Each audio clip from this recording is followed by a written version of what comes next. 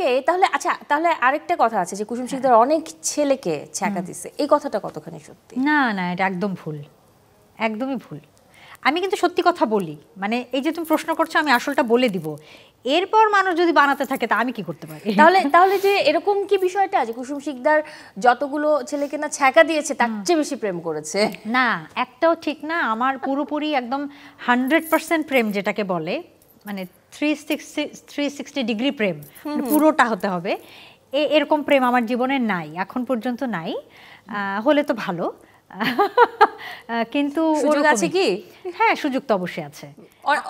অনেকে কিন্তু শোটা দেখতেছে। আমি সব সময় বলি আমার মনে প্রেম ভর্তি, শিল্পীদের মনে সব সময় প্রেম থাকে, বা ক্রিয়েটিভ মানুষদের মনে প্রেম থাকে।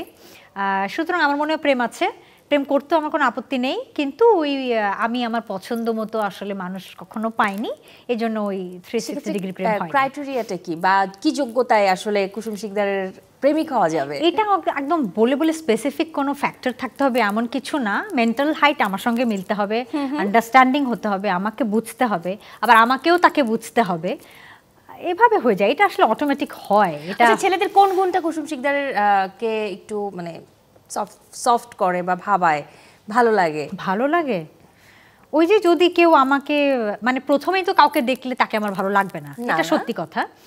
কিন্তু একটু মেলামেশা করার পর, কথা বলার পর ভালো লাগে যেটা, সেটা হচ্ছে সে যদি আমাকে বুঝতে পারে, আমার মুড বা আমি কিভাবে চিন্তা করি, আমি মানুষটা কেমন বেসিক্যালি, এগুলো যদি বুঝে যায় তখন তাকে আমার ভালো লাগে, তাকে আমার ইন্টেলিজেন্টও মনে হয়। ইন্টেলিজেন্স না থাকলে আমার কোনো ছেলেকে, কোনো মেয়েকেও পছন্দ হয় না আসলে।